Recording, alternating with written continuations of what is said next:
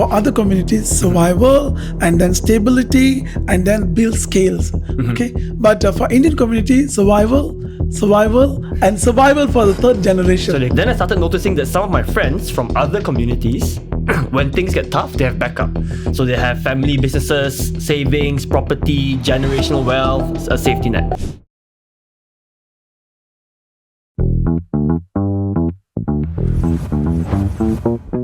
This is where real talk about money happens. What's up, guys? My name is Emir. Welcome back to the second season of The Money Goal. Today I have here with me Utaya.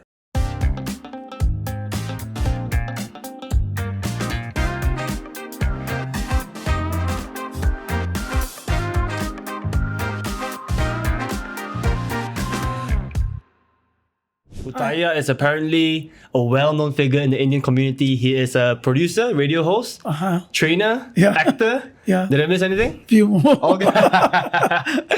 Well, all right. So, Utaya, we're going to answer one question from our audience today. So let me just read it and then we'll start from there. Cool? All right. So, someone sent in a confession. I'm an upcoming Indian entrepreneur and building a business sounds exciting until you realize how much capital it actually takes. So every idea needs money, every expansion needs cash flow, and every mistake costs something. Yep. Then I started noticing that some of my friends from other communities, when things get tough, they have backup.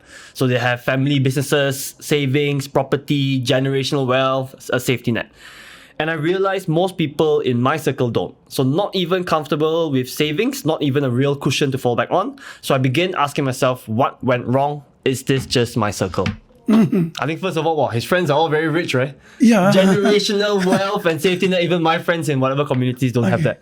But let's talk about the numbers first, right? So this person here, he's saying he's an Indian entrepreneur. So I think numbers-wise, Indians, when it comes to household income, they sit right along the middle, in between the Chinese and the Bumiputra. Yep. Right? If I'm not mistaken, it's about 6,400 ringgit per month on a household basis. About 100,000, 105,000 per annum. Yep, around there. So having said that, this figure and then them sitting in the middle, do you think this is an actual income or wealth problem, or do you think this is just a perception that they have? The perception. You think actually? So? Okay. First of all, the Indian community have four phases, about 4 generations, right? So the first generation builds as survival. Yep. And then for other communities, survival and then stability and then build scales. Okay, but for Indian community, survival, and survival for the third generation. So they keep and going. then and then the fourth generation only started to grow up, right, and then started to venture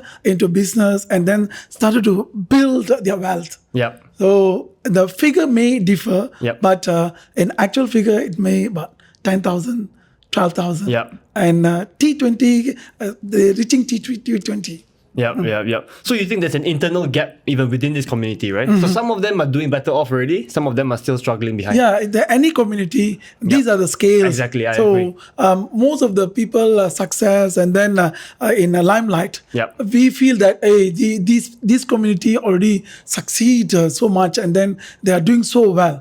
But in actual figure, there are different big gap among them, and then they are still struggling. Even let's say in one of the biggest community, which conquer the entire business and all this, we have the perceptions that they are doing so well. When we just move out from the big cities, the metropolitan cities, we can see how much their struggles, and they have so much of struggles to just earn, to get the daily food and daily meals. These are the reality. For sure. But one thing I always thought, so maybe I'll catch some flack for this opinion, right? Okay. So I acknowledge that definitely I come from a position of privilege, right? First of all, I'm a guy and then I'm Bumiputra in Malaysia.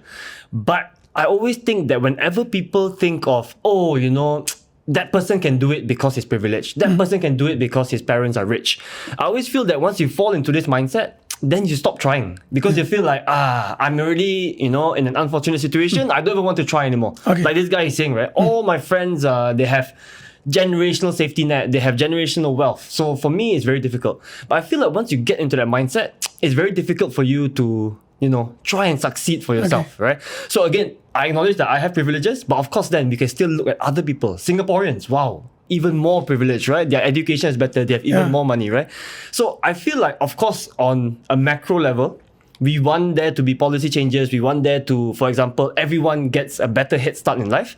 But at the same time, I think on an individual level, whatever our scenario is in, which is, if you play cards, whatever cards you get dealt, you have to just play it lah, right? But for us, it's became a norm. By sitting and then complaining, you cannot grow. Exactly. So the new generation, the people, the 90s, the people, especially 90s kids, and then after 90s, people started to realize we need to survive. Yep. The survival of fittest. Yep. So that's the biggest concept, and then started to indoctrinate into Indian community. Yep. They started to excel. Now we can see even a big conglomerate and then big things initiated by the Indians. Yep. Especially, let's say the 10 billionaires in Malaysia. So out of 10 billionaires, not even one Bhumiputra. It doesn't mean they are not succeed. Correct. But there's one Indian and remain in a second place for a very long time. Yep. It shows that we are doing so good. And it's possible. And, It's possible. It's possible. And Tony Fernandez, Indian origin. I'd say they initiated something and never ever before. So it shows we already passed through all the discriminations, so-called discrimination, and then the privileges and all these things. We can survive, we can succeed. Yep, I think that's a really good mindset. Yep. And then I guess we move on to as you said, newer generations are starting to understand this, but there is, of course, a distinction between having a high income versus being wealthy. Yep. Right? I'm sure you know that you can have a very high income, but still have no assets just because I have 10,000 a month, I'm going to spend every single dollar and then save zero, right? So obviously, I think in general, personal finance wise, having a high income doesn't mean you're rich, doesn't mean you're wealthy. You have to save that money, right? How do you see that sort of progressing within the Indian community? So they started to invest and they started to move from the wages community. Yeah. So normally we already trained by our parents, for parents, and then they said we need to be a professionals like a doctor, lawyer, engineers. Yep. These are the main thing which Indian community always focus. Yep. For each and every household, they must have one doctor. So that kind of motivation all the while. And then it's slowly vanished in early 2000. And then we started to move on for businesses. And once the social media started to boom, so we just got the right place, a right platform for us to jump into it and then excel in business. You can see so many entrepreneurs and they're doing so good in business. And they're motivating. And then it's now only we can see the brotherhood, Indian brotherhood. As what Muslim brotherhoods and Chinese brotherhood. So now slowly we are moving towards the Indian brotherhood and try to excel in business from M40 to T20. Yeah. I think that's very good. I didn't know that this was already happening right now. So I think it's good to hear from you. Yes, the Indian community's problem, capital, and then the network, and then the supply chain. So when the supply chain and then the network controlled by a bigger community, so we have a very hard way to get penetrate into this particular chain, the network and all these things. Now slowly they start to learn the language and then they try to penetrate and easily get, because of the global things. When the global platform opens, we already started to jump into it and then doing a good business and then try to expand and tie things bigger than bigger. Okay. Yeah, that's good to hear. I think it's good to hear that the Indian community is growing now. Of course, I think ideally we see it as a Malaysian community moving forward, right? But okay, so let's talk about moving forward for this guy specifically and his question. So he's saying basically he realized that he doesn't have a safety net. Maybe his family, his parents are not so rich. So he feels it's more challenging compared to his friends.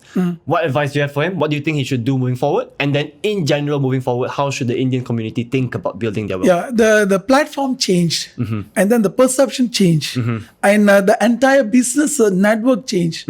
And now we already have so many networks, associations and brotherhood communities to support you. The problem with this guy, he never get in touch with these particular groups. He wants his own family, his parents to have the money, which obviously...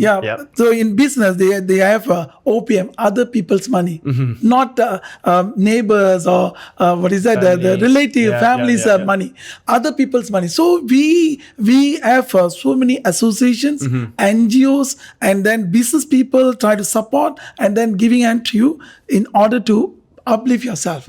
So we need to get the right people, right network, right platform in order to uplift yourself. Okay, yeah, I think that's really good advice. So I guess to wrap it all up, for the person who sent us this confession, and I guess the general Indian community, I guess we both agree that we cannot be stuck in the victim mindset, right? We have to work with what we have, and then we have to do the best that we can, right? And then we want to try and focus on building wealth, right? I think increasing income is a good step, but we want to slowly build wealth, start businesses like you were saying.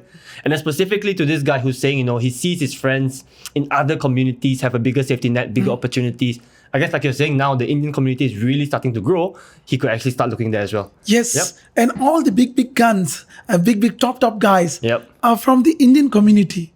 Just imagine the Westport. Built by very familiar Indian guy, and then Tony Fernandez, Astro, and all these things, big things, initiated by these people, the Indian origins, which they don't have any big network, and they didn't come from a privileged background, right? They didn't have a generational safety net. They created and initiated, and the Asia story started with #1. Exactly. So see how they initiated. So we must learn from that. They need some financial education, financial literacy in order to uplift them. We cannot complain. No way to complain them. So let's start somewhere and then get in touch with these people, the professionals. They are willing to help you. Go with the right network. Definitely you can achieve. Okay. I guess to sum it all in just one line, it is that we are telling all of you guys, no matter your situation, no matter how lucky or unlucky you are, you still can do it, right? There are ways to do it, right? All right. Hope you guys enjoyed this episode of The Money Goal. If you guys want to share your confessions, head on over to Thread, post it, and then use the hashtag MoneyGoal. We won't judge you so much, we promise. All right. Thanks so much. Nice talking to you. Pleasure, man. Thank you. Hope you guys enjoyed it. See you guys in the next one.